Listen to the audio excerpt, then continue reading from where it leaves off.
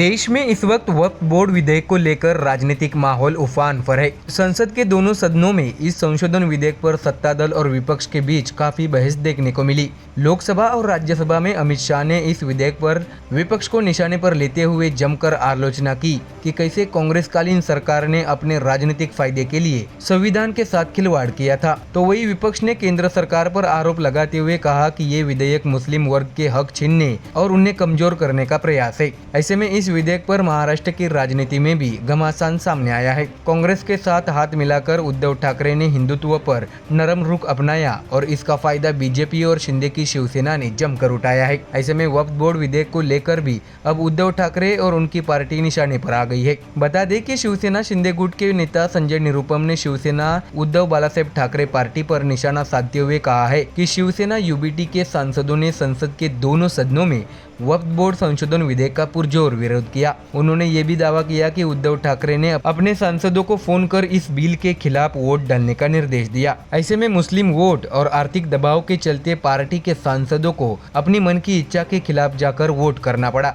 ऐसा जबरदस्त दावा संजय निरुपम ने किया है। ऐसे में निरुपम ने बताया कि बाला साहेब की आत्मा इन्हें कभी माफ नहीं करेगी। संजय निरुपम ने उद्धव ठाकरे पर निशाना साधते हुए कहा है कि बाला साहेब ठाकरे हमेशा हिंदुओं के लिए काम करते रहे, लेकिन उद्धव ठाकरे ने वक्फ पर मतदान कर मुस्लिम संगठनों को खुश करने का प्रयास किया है। उन्होंने कहा है कि आज उर्दू अखबारों में मुस्लिम नेताओं द्वारा उद्धव ठाकरे की सराहना की जा रही है और उन्हें मुस्लिम हृदय सम्राट बताया जा रहा है। ऐसे में दर्शकों, उद्धव ठाकरे पर हिंदुत्व के बहाने जबरदस्त निशाना सत्ता दल की ओर से साधा जा रहा है। तो वही अपने बयान में संजय निरुपम ने आरोप लगाया कि याकूब मेमन की कब्र को सुशोभीकरण का दबाव भी उद्धव ठाकरे के नेतृत्व में स्वीकार किया गया। ऐसे में उद्धव ठाकरे ने बाला साहेब की आत्मा को ठेस पहुंचाई है, ऐसा भी निरुपम ने कहा है।